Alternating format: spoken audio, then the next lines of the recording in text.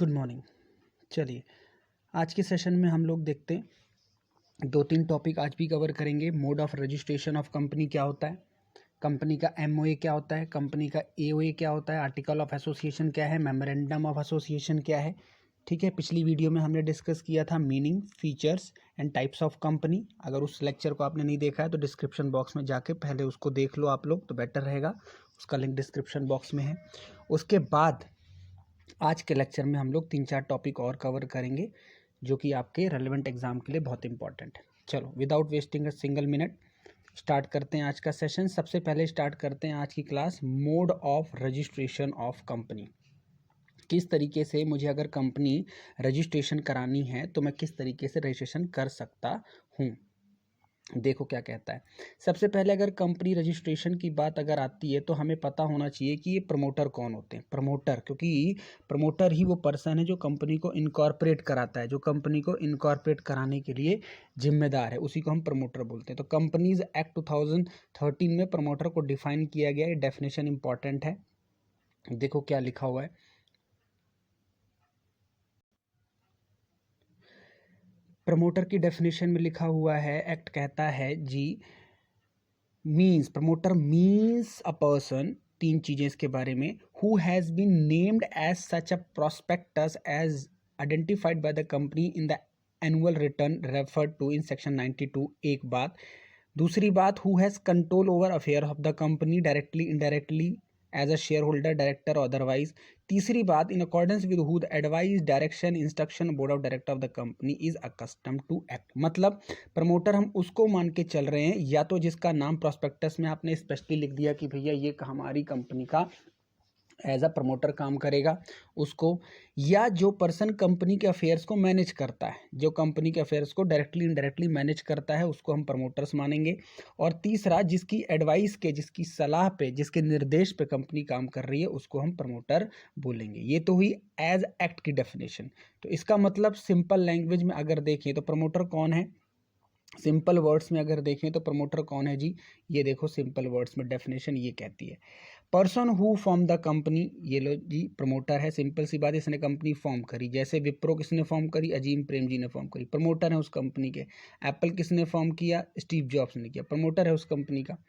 तो it is they who conceive the idea of forming, जिसके पास आइडिया आया इनिशियली, जिसने आइडिया कंसीव किया, आइडिया को एक्चुअली में इम्प्लीमेंट किया, उसे हम क्या मान के चल रहे हैं, promoter. They take all necessary steps, और कंपनी के सारे इंपॉर्टेंट डिसीजन वही लेके चल रहे हैं। किसके रिगार्डिंग, रजिस्ट्रेशन के रिगार्डिंग, कंपनी कहाँ खोलनी है, कितने लेवल में खोलनी है, कितनी कैपिटल लगानी है, ये सब डिसीजन किसने लिया, प्रमोटर ने। It should how B noted that person acting only in a professional capacity, that is solicitor, banker, accountant etc. are not regarded as promoter। अब प्रैक्टिकली क्या होता है, जैसे मान लीजिए आप सीए हैं या एक तरीके से आप किसी क्लाइंट की हेल्प करते हैं, आप मान लीजिए टैक्स कंसल्टेंट है, तो आप हेल्प कर रहे हैं कंपनी को फॉर्म करने में।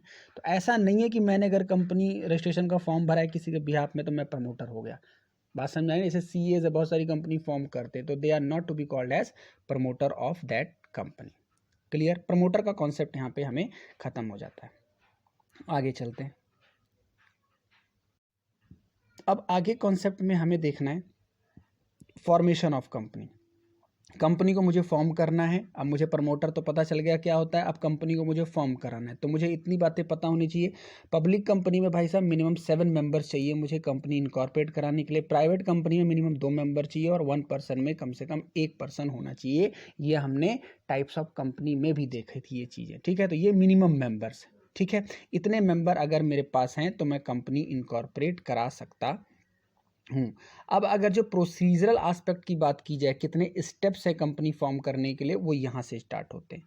देखो प्रोसीजरल एस्पेक्ट में सबसे पहला एस्पेक्ट क्या कहता है जी, filing the documents and information with the registrar. अगर आपको कंपनी ओपन करानी है तो सबसे पहले आप एक साइट पे जाओ, MCA 21 एक साइट है, वेबसाइट है, गवर्नमेंट का पोर्टल है। आप इसको गूगल पे डालो, कभी आपको टाइम मिले इस वीडियो को देखने के बाद MCA 21 डालो आप। उसमें ROC की बहुत सारी कंप्लाइंसेज है, रजिस्ट्रार ऑफ कंपनी, राइट। तो उस प्रोसीजर में जा करके पहले आप नेसेसरी डॉक्यूमेंट फाइल करो। ये यहाँ पे इंपॉर्टेंट पॉइंट कहता है कि आप फाइलिंग ऑफ डॉक्यूमेंट्स के लिए आप क्या करो, ROC की साइट, MCA की साइट पे जाओ और नेसेसरी डॉक्यूमेंट्स, अब वो नेसेसरी डॉक्यूमेंट्स क्या हैं आगे हम पढ़ने वाले हैं जी। मेमोरेंडम जी, आर्टिकल ऑफ एसोसिएशन जी, प्रॉस्पेक्टस, ये सब चीज़ें आपको वहाँ फिल करानी है।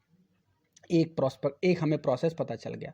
दूसरा क्या कहता है जी, दूसरा प्रोसेस क्या है मेरे पास, क्या करना पड़ेगा, a declaration by person who is engage in the formation of a company. अब जैसे मुझे कंपनी खुलवानी है, मैं डायरेक्टर बनना चाहता हूँ, मैं मैनेजर बनना चाहता हूँ, मुझे सेक्रेटरी अपॉइंट किया गया है, तो डिक्लेरेशन एक देनी है कि भैया हाँ एक्चुअली मैं इस कंपनी का डायरेक्टर हूँ, मैनेजर हूँ, मुझे अपॉइंट किया गया है, मैं इस कंपनी की रिस्पॉन्सिबिलिटी ले रहा हूँ और मैं फुली तरीके से अपनी जो कंसेंट है वो आपको देनी है, राइट।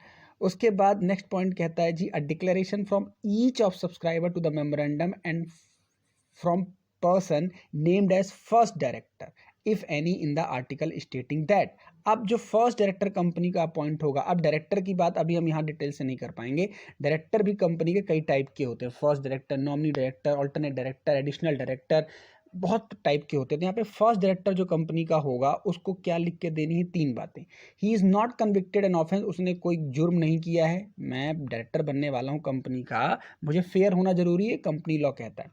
दूसरा, he has not been found guilty of any fraud और misfeasance in any breach of duty to company under the act. मैंने कोई कंपनी लॉ का कोई गिल्टी नहीं है, मैंने कोई पाप नहीं किया है, मैं फेयर पर्सन हूँ, ये मैं आपको गारंटी देता हूँ। ड्यूरिंग लास्ट 5 ईयर्स, पिछले 5 सालों का मेरा कोई रिकॉर्ड खराब नहीं है। तीसरी बात बोलनी है, and that documents filed by the registrar of registration of company contain information that is correct and complete and to the best of my knowledge। और जितने डॉक्यूमेंट्स अभी जमा हो रहे हैं मेरी नॉलेज में हैं और मैं उसको वेरीफाई करता हूँ कि वो सारे डॉक्यूमेंट जो जमा हो रहे हैं वो पूरी तरीके से सही है। ये हमें कंसेंट लिख के देनी है, डिक्लेरेशन बोलते हैं इसको। नेक्स्ट पॉइंट हमारे पास क्या कहता है, नेक्स्ट पॉइंट हमारे पास कहता है जी, the address of the corresponding till registered office. अब हम आगे अभी पढ़ेंगे MOA, उसमें हमें देना होता है मेमोरेंडम में बहुत सारी क्लॉजेज लिख के देने होते हैं, कंपनी का नेम क्या है, रजिस्ट्रेशन ऑफिस क्या है, ऑब्जेक्ट क्या है, कैपिटल क्लॉज क्या है। तो यहाँ पे आपको एक चीज़ देनी है रजिस्ट्रार ऑफ कंपनी को, क्या इसका रजिस्टर्ड ऑफिस क्या होगा। अब देखिए कंपनी की ब्रांचेस कई हो सकती हैं, लेकिन कंपनी का रजिस्टर्ड ऑफिस एक हो सकता है। और आपने देखा होगा कभी आप प्रोडक्ट कोई देखो, अभी कोई प्रोडक्ट आपके आसपास पड़ा हो, वीडियो को रोक के देखो, उसमें रजिस्टर्ड ऑफिस हर प्रोडक्ट की लेबलिंग में लिखा होगा, यानी रजिस्टर्ड ऑफिस कंपनी को मेंशन करना अपने डॉक्यूमेंट्स में जरूरी है, ठीक है, ओके। उसके बाद है जी, the particulars name including surname, family name and director identification number, इसे बोलते हैं DIN, director identification number, residential address, nationality of the person mention in the article as subscriber of memorandum as such other particulars including proof of identity as may be. अब simple सी बात है जी, जिसको आप company का director बनाना चाह रहे हो उसका थोड़ा तो हमें प्रूफ दोगे ना, नेम क्या है, उसका सरनेम क्या है, हालांकि फैमिली डिटेल तो नहीं लेता कोई, लेकिन ये सब चीज़ें, उसका डिन नंबर, डायरेक्टर आइडेंटिफिकेशन नंबर क्या है, ये सब चीज़ें आपको देनी है। अब ये डिन क्या है, अब इस वीडियो में ज़्यादा डिटेल से कवर नहीं करेंगे, जब मैं डायरेक्टर का टॉपिक लूँगा तो वहाँ कवर करेंगे। डिन इतना समझ लीजिए, एक आइडेंटिफिकेशन नंबर गवर्नमेंट से आपको लेना है, ये मैंडेटरी है। अगर आप किसी कंपनी में डायरेक्टर बनना चाहते हैं तो आपके पास डिन, डायरेक्टर आइडेंटिफिकेशन नंबर होना चाहिए। तो डायरेक्टर बनने जा रहे हैं, पहले डिन नंबर ले लीजिए, ये एक आइडेंटिटी है हर डायरेक्टर की। और एक पर्सन एक डिन, मतलब ऐसा नहीं आप के पास 3-4 डिन रखे हुए हैं, आप चाहे 10 कंपनी में डायरेक्टर हो, डिन नंबर एक ही मिलेगा आपको। तो ये डायरेक्टर के जब मैं कहीं वीडियो बनाऊंगा तो आपको इसमें पढ़ा दूंगा, राइट। चलिए, उसके बाद और क्या होना है हमारे पास, प्रोसेस का और क्या पार्ट है, द पर्टिकुलर्स, लास्ट पार्ट कहता है the particulars of the interests of person mention in the article as the first director of the company in other forms body corporate along with their consent to act as a director. अब simple सी बात है भैया, जिसको आप director बना रहे हैं, हो सकता है 2-3 लोगों को डायरेक्टर बना रहे हैं, तो उन सब की कंसेंट हमें जमा जरूर करा दीजिए कि वो सब किसी बाध्य नहीं है, किसी वो अंडर प्रेशर में नहीं है। उसके बाद का प्रोसेस देखते हैं। उसके बाद का अब यहाँ से MCA का टर्न आएगा। MCA क्या करेगा जी, issue of certificate of incorporation of registration. अब आपके सारे डॉक्यूमेंट चेक होंगे, जो भी आपने डॉक्यूमेंट जमा कराए हैं ROC को, MCA के साइट पे जाके ऑनलाइन जमा होते हैं सारे डॉक्यूमेंट्स, राइट, वो सारे डॉक्यूमेंट्स आपके चेक होंगे, वेरीफाई होंगे, फिर आपको क्या मिल जाएगा, सर्टिफिकेट ऑफ इनकॉर्पोरेशन, और फिर आपको मिलेगा एक SIN नंबर। अब ध्यान से समझो, अभी मैंने बताया डिन नंबर, डिन मिल रहा है किसको, डायरेक्टर को, डायरेक्टर बनना है, डिन नंबर ले लो। अब जब कंपनी इनकॉर्पोरेट होगी तो कंपनी कंपनी की भी एक आइडेंटिटी है, तो कंपनी की आइडेंटिटी के लिए कंपनी का एक नंबर मिलेगा जिसे हम बोलेंगे कॉर्पोरेट आइडेंटिटी नंबर, सिन नंबर बोलते हैं इसे, राइट। तो जब भी किसी कंपनी का आपको बिल मिले, रजिस्टर्ड कंपनी हो, प्राइवेट हो या पब्लिक हो, देखना उसके डॉक्यूमेंट्स में बिल में CIN नंबर जरूर होगा, राइट। बट वो होनी चाहिए कंपनी, ठीक है, प्रोप्राइटरशिप में नहीं मिलेगा आपको सिन नंबर। चलो जी, next, maintenance of copies of all documents and records. अब बिल्कुल, अब MCA आपको क्या बोलेगा, the company shall maintain and preserve registered office copies of document and information originally filed till documents under this act. अब documents आपको maintain करने पड़ेंगे। MCA आपको बोलेगा कि जी आप अपने बुक्स ऑफ अकाउंट्स को, एनुअल रिटर्न्स को, और ये जो डॉक्यूमेंट्स हैं MOA जो आपने हमें जमा कराए हैं उसकी ये कॉपी अपने पास भी रखनी है, प्रिजर्व करके रखनी है, मतलब हमेशा के लिए। इतनी बातें समझ में आ जाती हैं आपको। चलिए, ये प्रोसीजर एस्पेक्ट अभी चलेगा। अभी और देखते हैं हमारे पास और क्या प्रोसीजर एस्पेक्ट्स हैं। फिर कहता है फर्निशिंग ऑफ फॉल्स और इनकरेक्ट इन्फॉर्मेशन और suppression of material fact at the time of incorporation. अब यहाँ पे एक अलर्ट भी कर रहा है आपको इंस्टीट्यूट, मटेरियल, अगर आपने कोई मटेरियल गलती कर दी, जैसे कोई डॉक्यूमेंट जमा करा दिया गलत हो गया, या पता चला आपने जानबूझ के उसमें गलती करी, तो भैया एक सेक्शन है 447, सेक्शन क्या है 447 कंपनी एक्ट का, वो फिर जो पेनल्टी बता रहा है वो पेनल्टी आप पे लगेगी। किस चीज़ की पेनल्टी लग रही है, आपने गलत डॉक्यूमेंट जमा करा, इसलिए भैया वेरीफाई करके आप MCA को जमा कराओ। 6th पॉइंट क्या कहता है जी, 6th पॉइंट कहता है company already incorporated by furnishing any false और इनकरेक्ट इंफॉर्मेशन और representation by suppressing any material fact. लो जी, यहाँ पे क्या कर दिया आपने, यहाँ पे कह रहा है पोस्ट इनकॉर्पोरेशन, पता चला कंपनी इनकॉर्पोरेट हो गई, राइट, और हमें बाद में पता चला कि ये तो डॉक्यूमेंट सारे फर्जी थे, तो भी जो पेनल्टी 447 की होगी वहां पे ये लगेगी। कुल मिला के अगर डॉक्यूमेंट तुरंत पता चल गए फॉल्स या आफ्टरवर्ड्स पता चले तो भी आप पे पेनल्टी लगाई जाएगी। ओके, उसके बाद ऑर्डर ऑफ ट्रिब्यूनल। अब ट्रिब्यूनल के बारे में समझते हैं, ट्रिब्यूनल क्या होता है। कंपनी लॉ में अदालत है, कंपनी लॉ की सुनवाई के लिए अदालत है, दो अदालत है, ध्यान से समझिए, दो अदालत कौन सी हैं, एक को बोलते हैं NCLT, national company law tribunal, और इससे अपर अथॉरिटी है उसे हम बोलते हैं NCLAT, अपीलेट ट्रिब्यूनल, ठीक है। पहले आपकी सुनवाई NCLT में होगी, अगर वहां से आपकी सुनवाई को, अगर आपको लगता है सुनवाई ठीक नहीं, तो आप appellate tribunal, national company law appellate tribunal में जा सकते हैं। तो यहाँ पे ट्रिब्यूनल वर्ड लिखा होता है, ट्रिब्यूनल का मतलब दोनों कवर होते हैं, राइट। तो ट्रिब्यूनल का ऑर्डर भी मायने रखता है आपके पूरे प्रोसेस में। तो यहाँ पे क्या लिखा हुआ, ऑर्डर ऑफ ट्रिब्यूनल किस चीज के लिए रेलेवेंट है जी, देखो, where a company has got incorporated by furnishing false or incorrect information, representation or suppression any material fact or information, any documents or declaration file made incorporating such company or fraudulent action, the tribunal may on an application made to it being satisfied that situation so warrant, क्या पास such order, NCLT को पता चला तो वो कोई order pass कर सकती है आपके खिलाफ कि भाई आपने गलत किया है। Direct the liability of the member shall be unlimited, बोल सकता है कंपनी लॉ ट्रिब्यूनल कि अब आपको लायबिलिटी बियर करनी पड़ेगी इसको, और अनलिमिटेड। रिमूव कर सकता है उस पर्सन को, कंपनी के नेम को रिमूव कर सकता है, कंपनी का नाम आप काटा जा सकता है, ठीक है। Pass an order winding up, company को वाइंडिंग अप का ऑर्डर हो सकता है, और पास सच अदर, जो भी उसको NCLT को ठीक लगेगा वो ऑर्डर आ सकता है। बात समझ में आई। हाँ, इन सब चीज़ों के लिए हमेशा लॉ में लिखा होता है reasonable opportunity of being heard, मतलब एक बार आपको सुनवाई का मौका देंगे कि भैया इसलिए ऑर्डर भेज रहे हैं क्योंकि आपने ये किया है। तो कंपनी लॉ में ज़्यादातर जब भी कोई एक्शन आपके अगेंस्ट होता है तो आपको ROBH, reasonable opportunity of being heard दी जाती है। क्लियर, चलो आगे देखते हैं। बस, तो उसके बाद यही प्रोसेस लिखा हुआ है, और उसके बाद यही आपको बता रहा है कि सिंप्लीफाइड प्रोसेस, अब सारा काम कैसे होता है, इलेक्ट्रॉनिकली होता है। जैसा कि मैंने बताया, MCA की साइट पे आप जाएंगे और वहाँ पे सारे डॉक्यूमेंट्स आपको ऑनलाइन स्कैन करके अपलोड कर देने हैं, आजकल ये प्रोसेस है। उसके बाद इफेक्ट ऑफ रजिस्ट्रेशन क्या होगा, आपका रजिस्ट्रेशन अगर हो गया तो आपको एक सर्टिफिकेट ऑफ इनकॉर्पोरेशन मिल जाएगा, और आप कहीं भी बैठ के बिजनेस कर सकते हैं as a name of company. Clear, चलिए जी, अब हम नेक्स्ट टॉपिक देखते हैं, क्लासिफिकेशन ऑफ कैपिटल। बहुत बहुत इंपॉर्टेंट क्वेश्चन, यहाँ से आपका सब्जेक्टिव क्वेश्चन बनने के पूरे चांस है, ऑब्जेक्टिव का तो कोई चांस ही नहीं।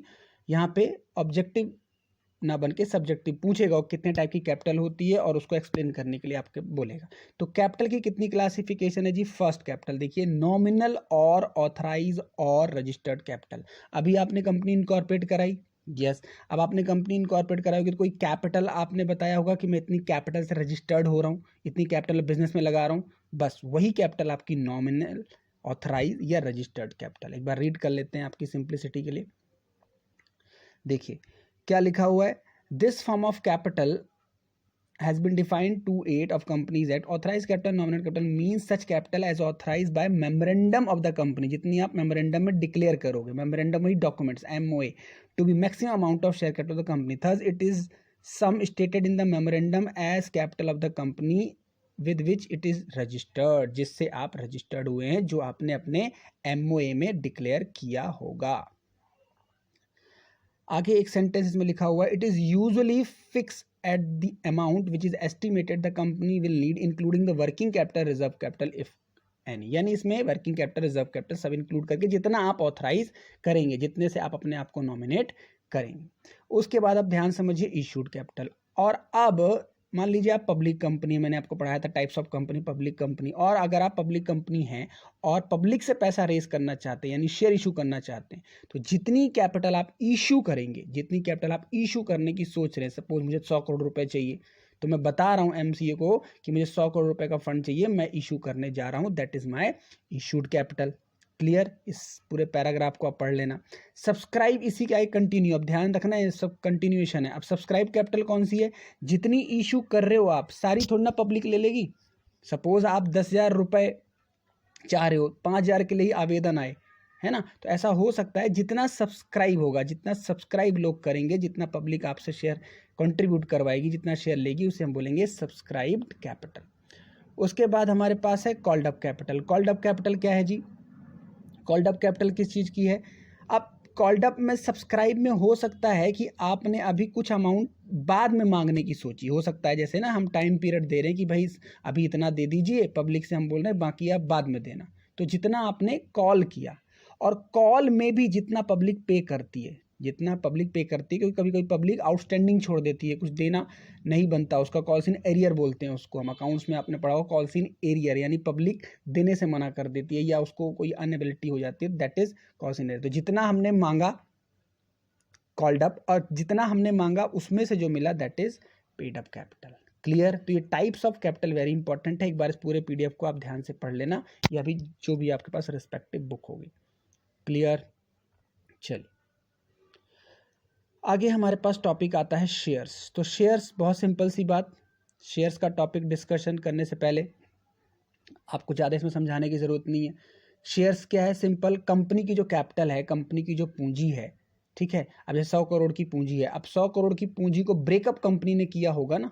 ब्रेकअप का मतलब भाई 100 करोड़ की पूंजी का विभाजन होगा, कैसे कि 100 करोड़ को कैसे बांटा हुआ है, ठीक है। जैसे मैं बोल रहा हूँ मेरे पास 50,000 की पूंजी है, आई हैव 50,000 कैपिटल, तो 50,000 में क्या क्या, मोटर गाड़ी, कार, बंगला, इस तरीके से कंपनी शेयर्स में अपनी कैपिटल को डिवाइड करती है, कंपनी शेयर्स में डिवाइड करती है। जैसे मान लीजिए 10 शेयर्स हैं और एक शेयर की वैल्यू 100 रुपये, तो कंपनी कैपिटल कितनी हो गई? 1000। बात समझ आई? इसे बोलते हैं हम कंट्रीब्यूशन, इसे हम बोलते हैं पार्ट।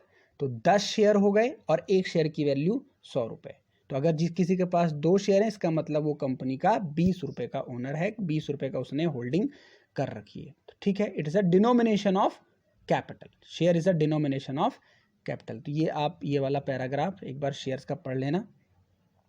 चलिए अब इसमें जो है क्लासिफिकेशन इंपॉर्टेंट है, कंपनी की शेयर कैपिटल में क्लासिफिकेशन इंपॉर्टेंट है। कितनी क्लासिफिकेशन है कंपनी की जी? देखिए शेयर कैपिटल 2 टाइप की, इक्विटी हो सकती है, प्रेफरेंस हो सकती है। इक्विटी का मतलब मालिक, मालिक का मतलब आपको हम वोटिंग राइट देंगे। अब वोटिंग राइट का मतलब जब भी कंपनी की मीटिंग होगी तो आप मालिक हैं, आपको बुलाया जाएगा और आपको डिसीजन मेकिंग में शामिल किया जाएगा। अब या तो आपको यूनिफॉर्म वोटिंग राइट है या आपको डिफरेंशियल वोटिंग राइट है, राइट, या आपको यूनिफॉर्म वोटिंग राइट है या डिफरेंशियल वोटिंग राइट है, यानी पूरी तरीके से आप कंट्रोल कर रहे हैं कंपनी को, हर मीटिंग में आप बैठते हैं, या डिफरेंशियल वोटिंग है, थोड़ा सा डिस्क्रिमिनेशन। प्रेफरेंस शेयर कैपिटल में वोटिंग राइट नहीं होती, ये एक तरीके से लायबिलिटी मानी जाती है, ठीक है, ये एक तरीके से कंपनी की लायबिलिटी है। प्रेफरेंस शेयर कैपिटल का रिडम्पशन, यानी पहले पैसे अगर जब देने की बारी आती है तो पहले प्रेफरेंस शेयर को दिया जाता है और फिर मालिकों को दिया जाता है। क्लियर? चलिए अब एक एग्जाम्पल देख लेते हैं। यहाँ पे एक बहुत अच्छा एग्जाम्पल लिखा हुआ है जिससे हमारे पास एक कॉन्सेप्ट क्लियर हो जाएगा। देखो, it is to be noted that Tata Motors in 2008 introduce equity share with differential voting right called A equity share in its right issue. एक बार टाटा मोटर्स 2008 में राइट इशू किया उसने। In the issue every 10 A equity share carried only 1 voting right but would get 5% point more dividend than the declared on each and ordinary share. देख रहे हो आप, कुछ कंडीशन लगा रही है कंपनी। ये कौन सा टाइप्स ऑफ इक्विटी शेयर तो है, बट ये डिफरेंशियल है, थोड़ा सा इसमें कंडीशन है। क्या कह रहा है, जो इस कैटेगरी के शेयर लेगा उसको हम क्या करेंगे, वोटिंग राइट उसको मिलेगा, only 1 voting right, but would get 5% point more than dividend, उसको 5% ज्यादा dividend declared on each ordinary shares. देख रहे हो, तो ये थोड़ा सा इसमें डिस्क्रिमिनेशन है। Since A equity share did not carry similar voting right, बाकियों की तरह नहीं है, it was being traded at discount, इसका मतलब है सस्ते में है। Other common share having full voting, तो दूसरे को हम अलग टाइप में बोलेंगे। Other company which have issued equity share with the differential voting right popularly called DVR, differential voting right are Future Retail, Jain Irrigation among other. ये कुछ company example है। तो कुल मिला के जो हमने पढ़ा, voting rights, normal voting right, और एक होता है डिफरेंशियल वोटिंग राइट, बाकियों से थोड़ा आपको कंडीशनल अलग तरीके से बोल रखा है। प्रेफरेंस शेयर कैपिटल मैंने आपको बता दिया, इसको वोटिंग राइट इसमें नहीं है, इनका रिडम्पशन पहले है और इनको हम एक फिक्स परसेंटेज का डिविडेंड देते हैं। चलिए ये हमने पढ़ लिया। अब आते हैं नेक्स्ट टॉपिक पे, memorandum of association. Memorandum of association ये कंपनी का एक बहुत इंपॉर्टेंट डॉक्यूमेंट्स है। जब कंपनी इनकॉर्पोरेट होगी तो आपको कंपनी के डॉक्यूमेंट्स बनवाने हैं प्रोफेशनल से, एमओए बनवाना है, एओए बनवाना है और एक प्रोस्पेक्टस बनवाना है। तो मेमोरेंडम ऑफ एसोसिएशन क्या है जी, देखिए मैं रीड करता हूँ यहाँ से। मेमोरेंडम एसोसिएशन इन फैक्ट इस चार्टर, यही मेन एक डॉक्यूमेंट्स है। इट डिफाइन इस कॉन्स्टिट्यूशन, इसी से पता चलता है कंपनी का गठन किस लिए हुआ है, किस काम के लिए हुआ है, and the scope of the power of the company with which it has been established under the act. It is very foundation on which the it is the very foundation on which the whole edifice of company is build, जिसकी बुनियाद पे company को गठन किया गया है वो MOA बताएगा। अब एमओए के ऑब्जेक्ट हैं, अब एमओए के क्या हैं, ऑब्जेक्ट्स हैं। कंपनी एमओए के ऑब्जेक्ट क्या हैं, इसमें हम क्या क्या मेंशन करते हैं, जैसा कि मैंने आपको स्टार्टिंग बताया था, कंपनी इनकॉर्पोरेट हुई है तो इसका ऑब्जेक्ट क्या है ये हम बताएंगे। कंपनी के शेयर होल्डर्स क्या हैं, कंपनी की कैपिटल कितनी है, कंपनी, यहाँ पे लिखा हुआ है memorandum is a public document, और ये पब्लिक डॉक्यूमेंट्स है। हर पब्लिक के पास आपका मेमोरेंडम होना चाहिए, हर पब्लिक के पास आपका मेमोरेंडम होना चाहिए ताकि लोग आपके शेयर्स को परचेज कर सकें। इसको देखने के बाद shareholder must know the purpose for which the money can be use by company and what risk is taking to making the investment. अब विदाउट मेमोरेंडम तो लोगों को पता ही नहीं चलेगा ना कंपनी क्या है, कंपनी का ऑब्जेक्ट क्या है, तो ये सबको प्रोवाइड होना चाहिए। अब जो मेन सेंटेंस है वो ये है, देखो एमओए के बारे में क्या लिखा हुआ है। A company can not depart from its provision contained memorandum, however imperative may be necessary for departure. It cannot enter into contract or engage any trade or business which beyond the power conferred on the memorandum. जो बात आपने memorandum में लिख दी उसके beyond आप काम नहीं कर सकते।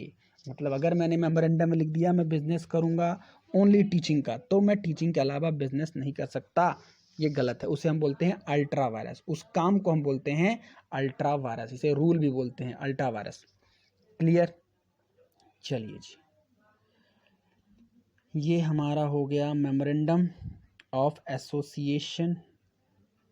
अब फिर से वो चीज़ आ जाती है इंपॉर्टेंट मेमोरेंडम की, जो क्वेश्चन आ सकता है सब्जेक्टिव, क्या कंटेंट्स ऑफ मेमोरेंडम। मेमोरेंडम में आप क्या क्या चीज़ें देते हो, तो जैसा कि मैंने बताया कंपनी का नेम क्लॉज, बहुत सारे क्लॉजेज लिख के देंगे हम, सेम नाम से कंपनी नहीं हो सकती, आपको भी पता है। नेम क्लॉज हम लिख के बताएंगे, कंपनी का नेम क्या है, कंपनी का रजिस्टर्ड ऑफिस कहाँ है, कंपनी का ऑब्जेक्ट क्या है, किस लिए कंपनी खुली है, राइट, कंपनी की लायबिलिटी क्या है, जैसे कि मैंने आपको बताया बेसिक क्लास में, राइट। क्लास 1 में बताया था मैंने आपको, लिमिटेड है, अनलिमिटेड है, लिमिटेड बाय गारंटी है, किस टाइप की कंपनी आपने फॉर्म करी है, ये शेयर होल्डर्स को बताना ज़रूरी है, राइट। उसके बाद कैपिटल क्लॉज क्या है, ये नेक्स्ट क्लॉज में आप बताएंगे। जैसे ही मैंने कैपिटल क्लॉज बताया आपको, आपकी ऑथराइज कैपिटल कितनी है, सब्सक्राइब कैपिटल कितनी है, ये सब चीज़ें आपको बतानी है। एसोसिएशन क्लॉज में बताना है आपका टाई अप किस किस से है, आप किसके साथ बिजनेस मिलके कर रहे हो, आपके मार्केट में एसोसिएशन क्या है, right.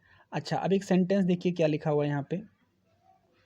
In case of OPC, the name of person who, in the event of death of subscriber, shall become the member of the company. In the case of OPC, the name of person who, in the event of death of subscriber, shall become the member of the company. ये तो मैंने OPC में ही पढ़ाया था आपको कि जो nominee होगा OPC का, अगर वो उस पर्सन की जो OPC ने फॉर्म की डेथ होती है तो वो उसको कंपनी का मेंबर एज अ कंटिन्यू करेगा, राइट। तो ये हमारा एक तरीके से मेमोरेंडम का डिस्कशन भी हो गया। एक इम्पॉर्टेंट लाइन और पढ़ लेते हैं, ये वाली। It is to be noted that company being a legal person, हमें पता है, can through its agent subscribe to the memorandum, however a minor cannot be signatory of the memorandum as he is not competent to contract. बिल्कुल, वैसे minor के कई जगह right reserve किए गए हैं, कई जगह उसको डिबार्ट किया हुआ है। तो यहाँ पे लिखा हुआ है कि भाई मेमोरेंडम में आप माइनर को सिग्नेचरी नहीं बना सकते। The guardian of a minor, हाँ वो हो सकते हैं, who subscribe the memorandum on behalf be deemed to have subscribe a personal capacity. तो ये एक प्रोविजन हमने देख लिया, मेमोरेंडम ऑफ एसोसिएशन का पूरा कॉन्सेप्ट देख लिया। अब इसी से जुड़ा हमारे पास नेक्स्ट कॉन्सेप्ट क्या आ गया, जो मैंने आपको बताया था, डॉक्ट्राइन ऑफ अल्ट्रा वायरस। तो इसको मैं आपको पढ़ा रहा हूँ, आप इसको पूरा पैराग्राफ रीड करेंगे। डॉक्ट्राइन ऑफ अल्ट्रा वायरस, देखिए इस पूरे प्रोविजन को आप देखेंगे, मैं आपको इसको समझाता हूँ, मेमोरेंडम से रिलेटेड है। क्या है ये डॉक्ट्राइन ऑफ अल्ट्रा वायरस? अभी मैंने आपको पढ़ाया एमओए में हमने बहुत सारी चीज़ें कंपनी की लिख के बताई कि भाई कंपनी ये है, कंपनी ये कर सकती है, कंपनी ये नहीं कर सकती। तो अगर आपने जो मेंशन कर दिया एमओए में उसके बियॉन्ड काम करते हैं तो उसको हम बोलते हैं अल्ट्रा वायरस, ठीक है। तो उसके लेके जो सिद्धांत बना, डॉक्ट्राइन मतलब सिद्धांत, सिद्धांत यही है, अगर आप मेमोरेंडम में जो लिखी हुई बातें उसके अगेंस्ट कोई काम करते हैं तो इसका मतलब आपने कंपनीज एक्ट का, बताइए, कंपनीज एक्ट आपने वॉलेशन किया है, आप पे पेनल्टी प्रोसिक्यूशन जो भी लगना है वो लगेगा। तो उसे बियॉन्ड, आप एमओए के बियॉन्ड कोई काम ना करें, यही आपका डॉक्ट्राइन ऑफ अल्ट्रा वायरस। इस पूरे पीडीएफ को आप यहाँ से पढ़ लेना, इसको क्लियर हो जाएगा आपका। बहुत सारे एग्जाम्पल्स भी हैं, केस स्टडी भी है इसमें।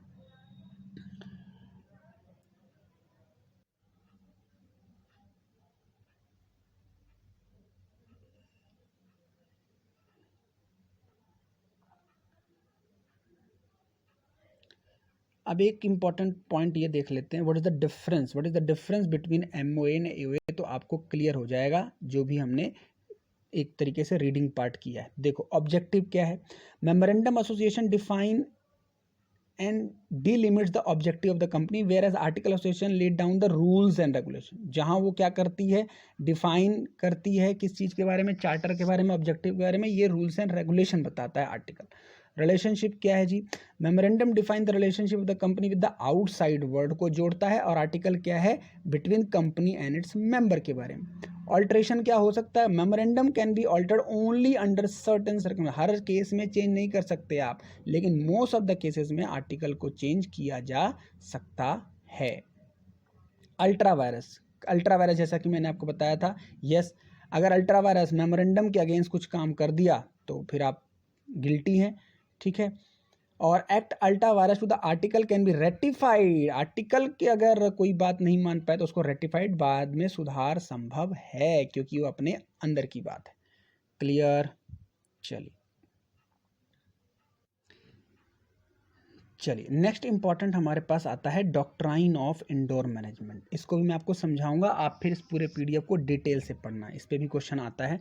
डॉक्ट्राइन ऑफ इंडोर मैनेजमेंट, जैसा कि मैंने आपको अल्ट्रा वायरस वाला पॉइंट बताया, इसी तरीके से है डॉक्ट्राइन ऑफ इंडोर मैनेजमेंट। पहले इसको पढ़ते हैं फिर समझते हैं, हल्का सा मैं पढ़ाऊंगा फिर आप इसको पूरा पढ़ना।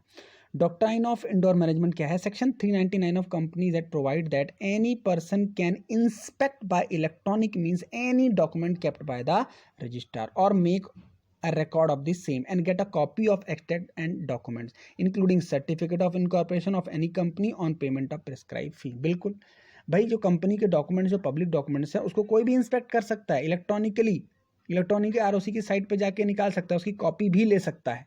ठीक है।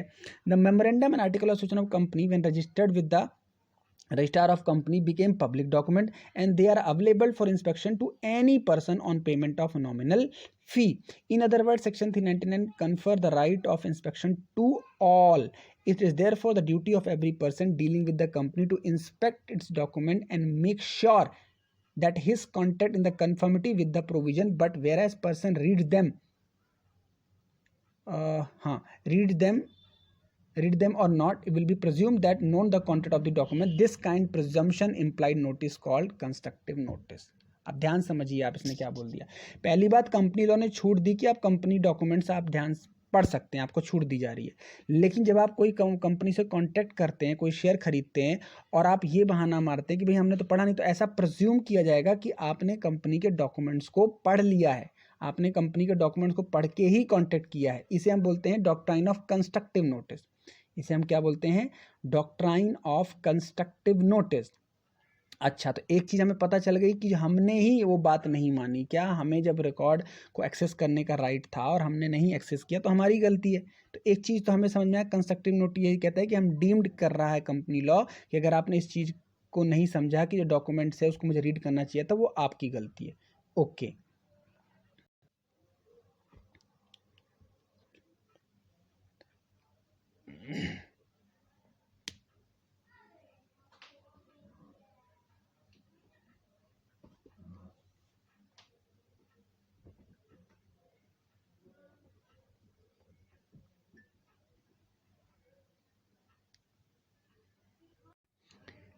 यस,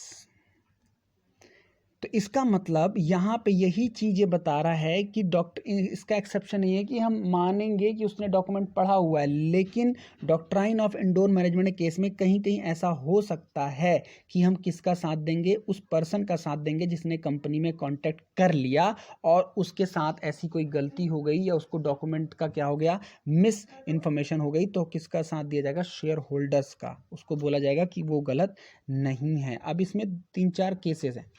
वो 3-4 केसेस क्या हैं?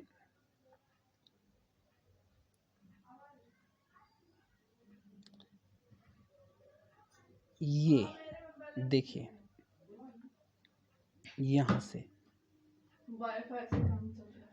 The above mentioned doctrine of indoor management has limitation on its own. This is say incapable of following cases: actual or constructive knowledge of irregularity. The rule does not protect any person when the person dealing with the company has noticed whether actual or constructive. अब देखो, पहले company law ने साथ दिया share holders का, फिर company law ने share holder का साथ नहीं दिया, मना कर दिया। क्यों मना कर दिया? अभी यहाँ पे ये पॉइंट कह रहा है कि एक्चुअल और कंस्ट्रक्टिव नॉलेज थी, उसको कंपनी की इरेगुलरिटी के बारे में नॉलेज थी, फिर भी आप कंपनी के कांटेक्ट कर बैठे। एक तो बात ये। सस्पिशियस इरेगुलरिटी, दूसरी बात मुझे पता चल रही है सस्पिशियस इरेगुलरिटी, कंपनी में कुछ ऐसी घटनाएं होती रहती हैं जिसका मुझे पता था, तो मेरी ही नेग्लिजेंस है, यहाँ पे कंपनी लॉ मेरा साथ नहीं दे रहा। तीसरा, फॉर्जरी का केस। फॉर्जरी के केस में क्या लिखा हुआ है?